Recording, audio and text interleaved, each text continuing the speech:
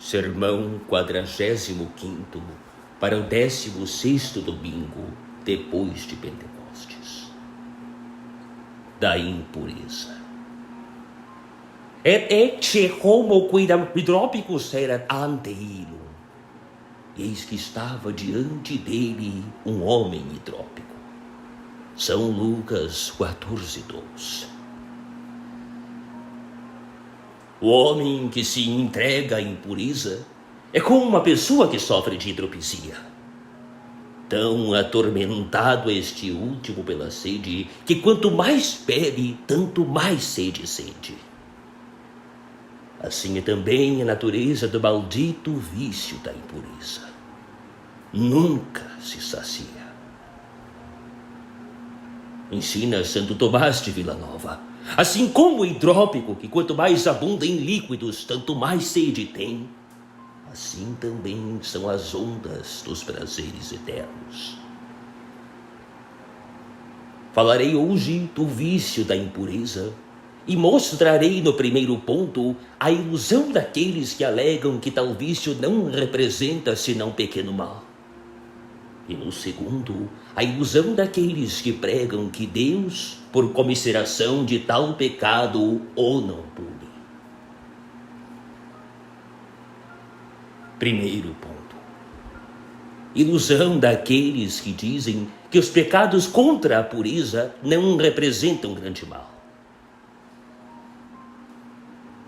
O impuro, então, diz que os pecados contrários não são senão pequeno mal. Uma porca que revolve no lamaçal, sus lota involuntabro luti, estão eles imersos em sua própria imundície, de modo que não veem a malícia de suas ações. E, portanto, não sentem nem abominam o fedor de suas impurezas, a suscitar repugnância e horror em todos os outros. Vós, que dizeis que o vício da impureza não é senão pequeno mal, podeis vós, acaso, pergunto, negar que seja pecado mortal? Pois se o negardes, sois hereges, uma vez que, como diz São Paulo, nolite errare, neque fornicari, neque idoli servientes, neque adulteri, neque moles, neque masculorum concubitores, neque fures, neque avari, non ebriosi, non maledici, non rapaces regnum Dei possidebunt. Ora, não vos enganeis, nem os fornicadores, nem os adúlteros, nem os efeminados possuirão o reino de Deus. É um pecado mortal? Não pode ser um mal pequeno. É mais pecaminoso do que o roubo, a difamação ou a violação do jejum. Como então podeis dizer que não é grande mal? É possível que o pecado mortal vos pareça mal pequeno? Será porventura pequeno mal desprezar a graça de Deus, virar-lhe as costas e perder sua amizade por prazer transitório e bestial? Santo Tomás ensina que o pecado mortal, por ser injúria feita a um Deus infinito, contém certa infinitude de malícia. Um pecado cometido contra Deus tem certa infinitude por causa da infinitude da majestade divina. Será o pecado mortal um mal pequeno? Pois é um mal tão grande que, se todos os anjos e todos os santos, os apóstolos, os mártires e até a Mãe de Deus oferecessem todos os seus méritos para expiar um único pecado mortal, não seria bastante a oblação. Não, porque essa expiação ou satisfação seria finita, mas a dívida contraída pelo pecado mortal é infinita, por causa da infinita majestade de Deus que foi ofendida. O ódio que tem Deus aos pecados contra a pureza supera qualquer medida. Se uma senhora encontra seu prato sujo, tem nojo e não pode comer. Agora, com que repugnância e indignação a Deus, a pureza mesma de contemplar as vomitivas impurezas com que sua soberana lei é violada. Ele ama a pureza com um amor infinito. E, consequentemente, infinito é o ódio que tributa a sensualidade a que o homem lascivo e voluptuoso chama pequeno mal. Os mesmos demônios que ocupavam excelsa posição no céu antes de sua queda se recusam a tentar os homens para os pecados da carne. Diz Santo Tomás que Lúcifer, que se supõe ter sido o demônio que tentou a Cristo Jesus no deserto, tentou a cometer outros pecados, mas desprezou tentá-lo a ofender a castidade. Será este pecado um pequeno mal? Será então um mal pequeno ver um homem dotado de uma alma racional, enriquecido com tantas graças divinas, rebaixar-se pelo pecado da impureza ao nível de um bruto? A fornicação e o prazer de São Jerônimo pervertem o entendimento e transformam os homens em bestas. Nos voluptuosos e nos impuros verificam-se literalmente as palavras de Davi: e o homem constituído em honra não o entendeu. Foi comparado aos animais sem razão e tornou-se a eles semelhante. São Jerônimo diz que não há nada mais vil ou degradante do que deixar-se vencer da carne. Nihil vilius quambente a carne. É porventura pequeno mal esquecer-se o homem de Deus e bani-lo da alma, a fim de dar ao corpo uma vil satisfação, da qual tanto que finda se sentirá pejado? Disso se queixa o Senhor pelo profeta Ezequiel. Portanto, isto diz o Senhor Deus: visto que te esqueceste de mim e me lançaste para trás das costas. De Santo Tomás, que por todos os vícios, mas maxime pelo da impureza, se afastam os homens de Deus. Per luxuriam maxime recedit a Deo. Demais, os pecados de impureza, em virtude de seu dilatado número, representam um imenso mal. O blasfemo não blasfema sempre, mas somente quando está bêbado ou é aguilhoado pela iracúndia. O assassino, cujo ofício é matar os outros, comete quando muito 8 ou 10 homicídios. Porém, os que rejeitaram a castidade são culpados de incessante torrente de pecados, já por pensamentos, já por palavras, já por olhares, já por complacências, já por toques. De modo que quando estão para se confessar, lhes é impossível contar o número de pecados que perpetraram contra a pureza. Ainda durante o sono lhes representa o diabo objetos obscenos, de maneira que em despertando se deleitam gozosos nas reminiscências. E como são feitos escravos do inimigo, obedecem e consentem em suas sugestões, pois fácil é contrair o hábito deste pecado. Há outros pecados, como a blasfêmia, a maledicência e o homicídio. A estes não são propensos os homens, mas a este vício a mesma natureza já os inclina. E por isso ensina Santo Tomás não haver pecador tão pronto a ofender a Deus como devoto da luxúria em qualquer ocasião que lhe ocorra. Nullus ad Dei contentum propior. O pecado de impureza traz em seu bojo os pecados de difamação, roubo, ódio e alarde de suas asquerosas abominações. Além disso, normalmente envolve a malícia do escândalo. Outros pecados, como a blasfêmia, o perjúrio, o homicídio, suscitam horror naqueles que os testemunham. Mas este pecado, isto é, o da concupiscência, excita e ainda convida outros, também seres carnais, a cometê-lo, ou pelo menos a cometê-lo com menos horror.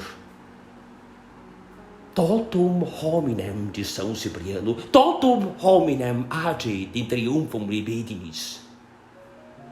pela concupiscência, triunfa o mal sobre a totalidade do homem, sobre seu corpo e sobre sua alma, sobre a sua memória, fardando-a com a lembrança de prazeres indecorosos e fazendo-a aquecer, sobre seu intelecto para o fazer desejar ocasiões de cometer pecado, sobre a vontade, fazendo-a amar as suas impurezas como seu último fim, e como se não houvesse o mesmo Deus.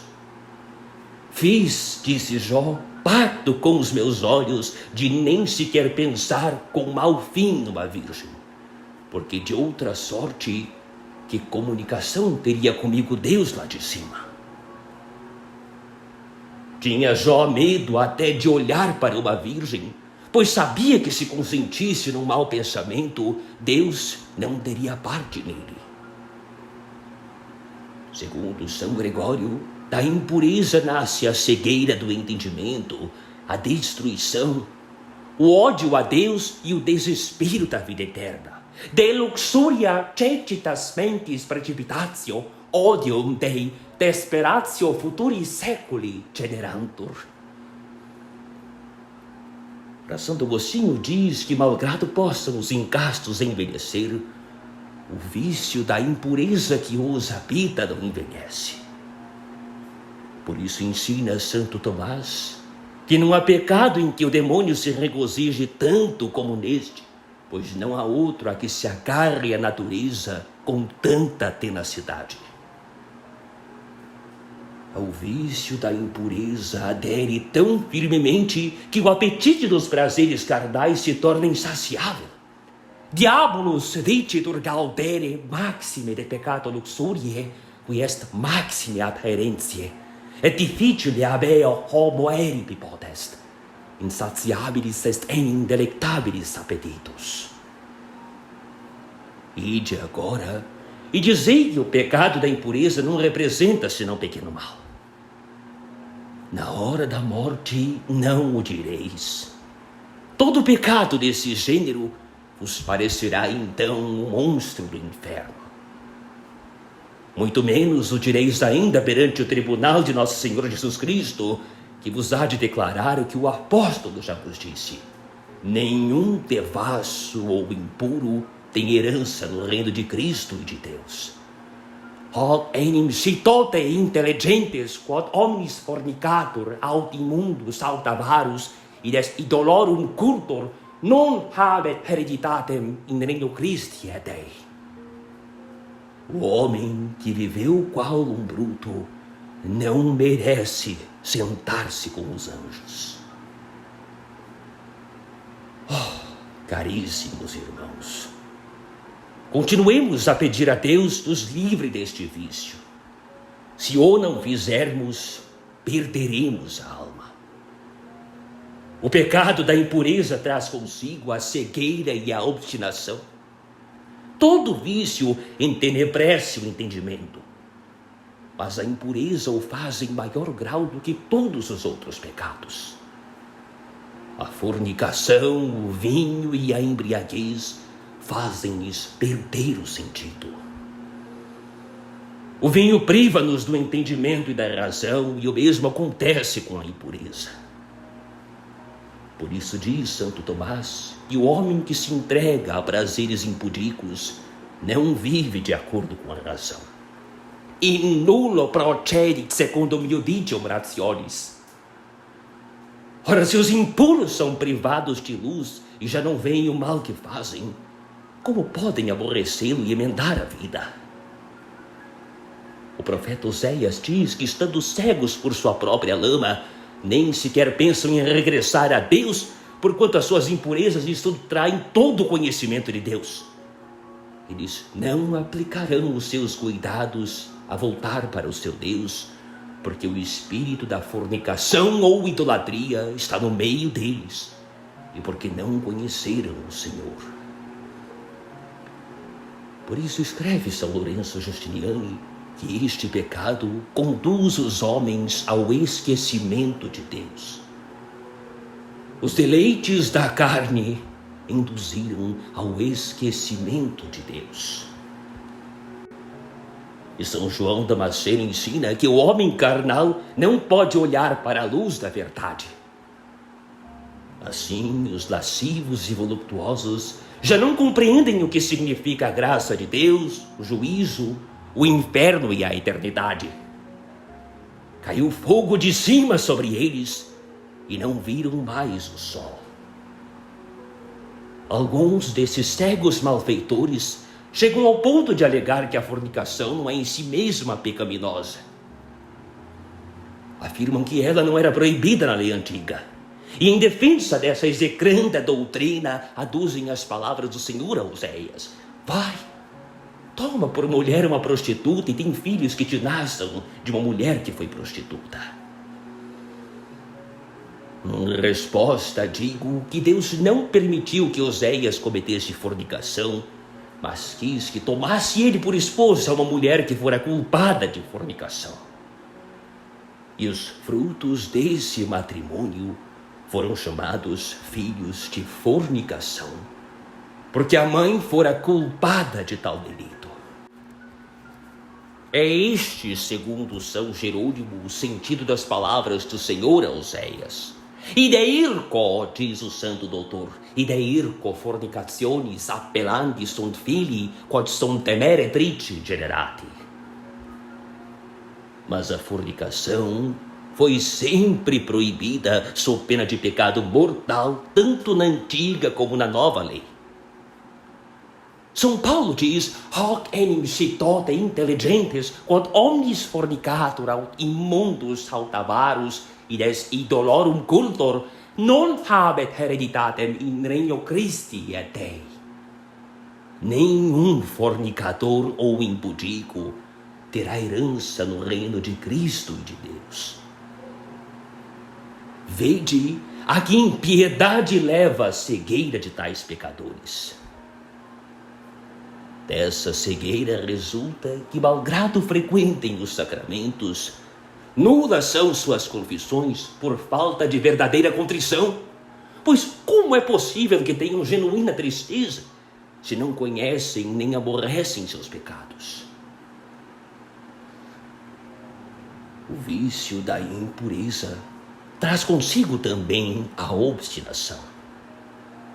Para vencer as tentações, mormente contra a castidade, há mister contínua oração. Vigilate et orate, ut non intretis in tentationem. Vigiai e orai, para que não entreis em tentação. Mas como é que os incastos que estão sempre a procurar a tentação, como é que hão de rezar a Deus para que os livre da tentação? Como Santo Agostinho confessou de si mesmo, por vezes até se abstém da oração, temendo ser ouvidos e curados da doença em que desejam persistir. Temia, disse o santo, temia que para logo me ouvisseis e curasseis a doença da concupiscência, que desejava antes saciar que extinguir. São Pedro chama este vício incessante pecado. Oculos habentes plenos adultere et incessabiles delicti. Tendo os olhos cheios de adultério, de um contínuo pecado.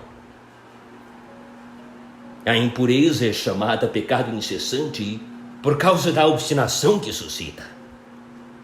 Uma pessoa viciada nesse vício diz: sempre confesso o pecado. Ora, tanto pior, pois como sempre recais no pecado, essas confissões servem tão só para nele te fazer perseverar. O medo do castigo é atenuado ao dizer: sempre confesso o pecado.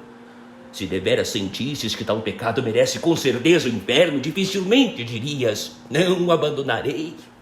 Não importa seja eu condenado. Mas o demônio engana-te. Comete este pecado, diz ele, porque depois o has de confessar. Mas para fazeres boa confissão de teus pecados, mister é que tenhas verdadeira amargura no coração, firme propósito de não pecar mais. Onde estão esta amargura e esse firme propósito de emenda, se sempre retornas ao vômito?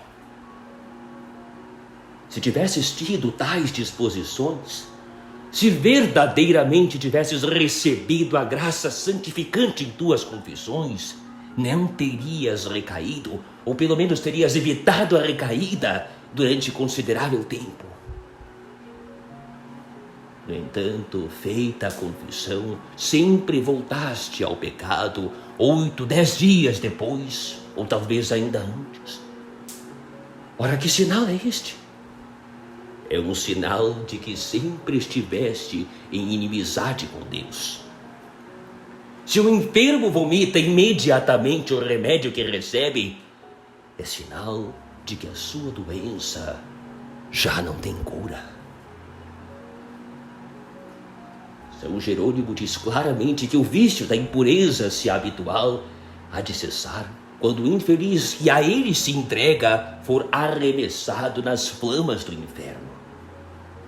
Fogo infernal, a luxúria, cujo combustível é a gula, cujas faíscas são breves colóquios, cujo fim é o inferno. O impuro torna-se semelhante ao abutre que aguarda ser morto pelo passarinheiro, em vez de abandonar a podridão dos cadáveres de que se nutre. Foi o que aconteceu com moçoila que, depois de ter vivido em hábito de pecado com um rapazola, adoeceu e passou a dar mostras de conversão. Na hora da morte, pediu licença a seu confessor para mandar chamar o jovem, a fim de o exortar a mudar de vida à vista de sua morte.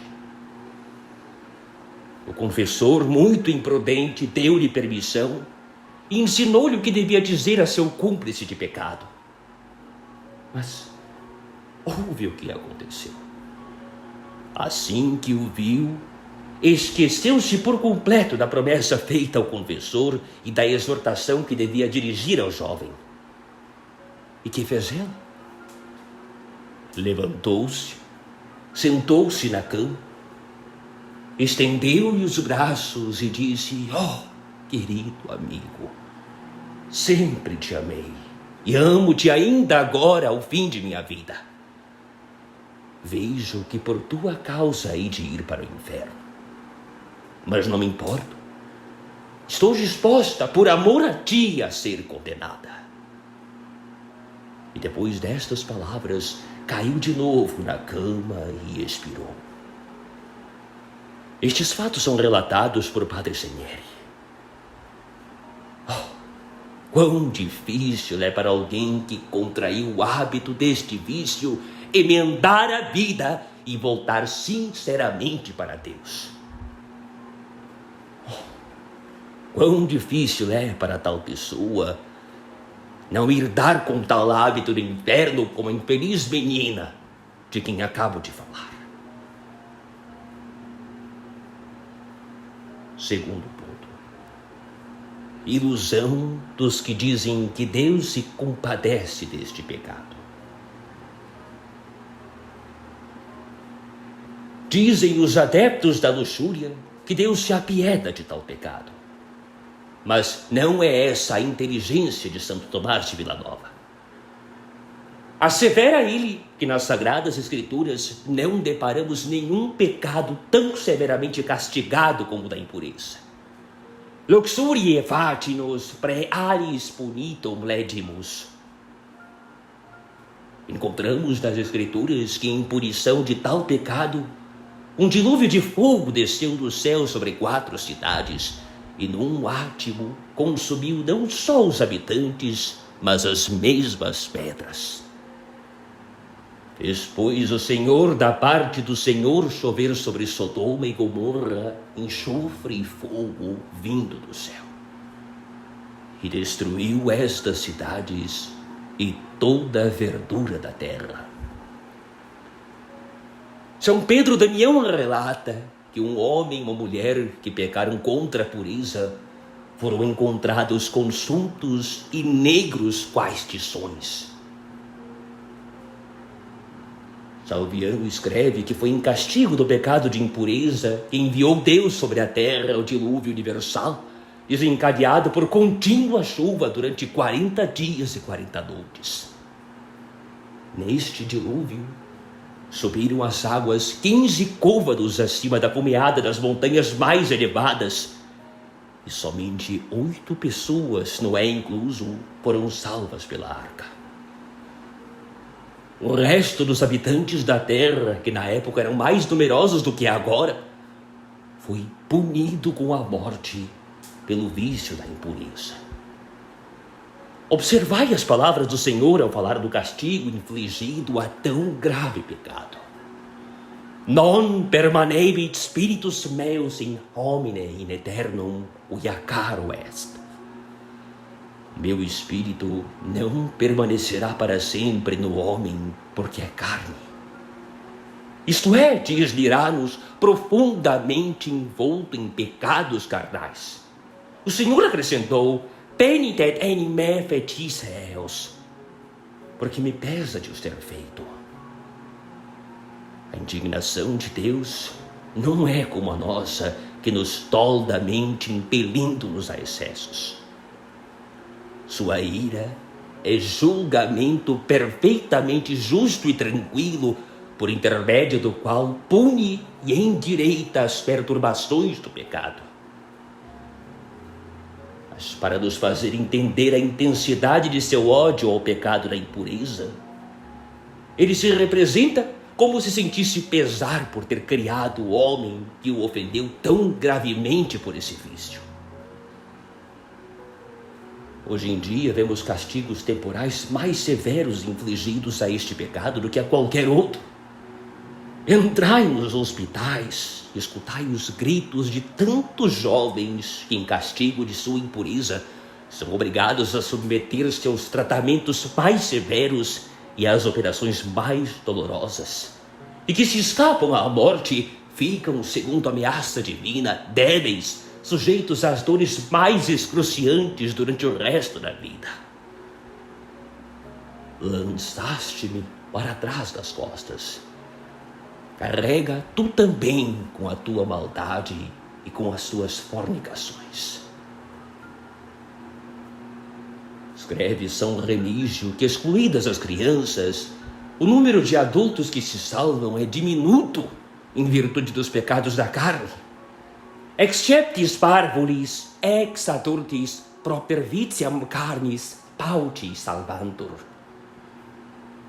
Em conformidade com esta doutrina, revelou-se a uma santa alma que, assim como a supérbia encheu o inferno de demônios, a impureza o enche de homens. E Santo Isidoro dá a razão, ensina a ele não haver vício que tanto escravize os homens ao demônio como a impureza. Magis per luxuriam humanum genus subditur diabolo, quam per aliquod aliud.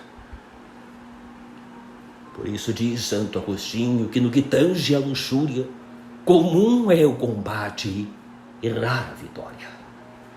E por causa deste pecado está o inferno repleto de almas.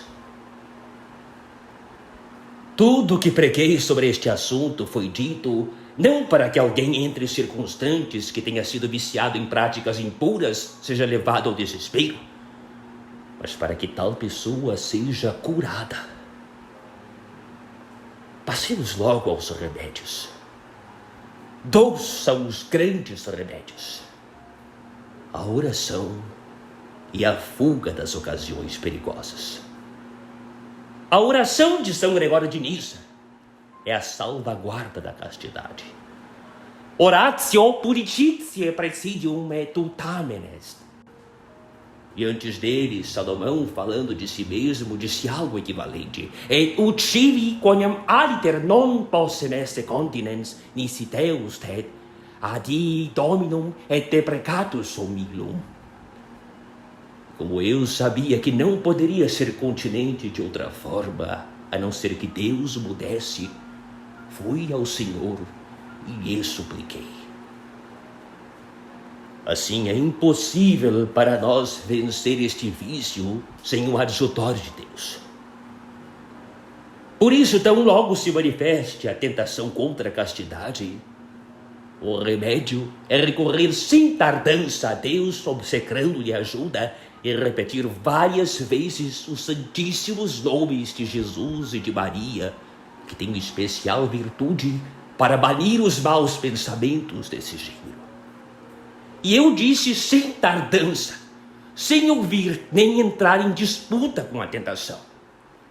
Quando o mau pensamento te surge na mente, mistério é sacudi-lo para logo, como farias a uma centelha que se desprendesse do fogaréu e te viesse ao encontro. E então invocar no mesmo instante o auxílio de Jesus e Maria. Quanto à fuga das ocasiões perigosas, São Felipe Neri só ia dizer que os cobardes, isto é, aqueles que fogem das ocasiões, ganham a vitória. Portanto, o mistério é, em primeiro lugar, conter os olhos e abster-se de olhar para jovens.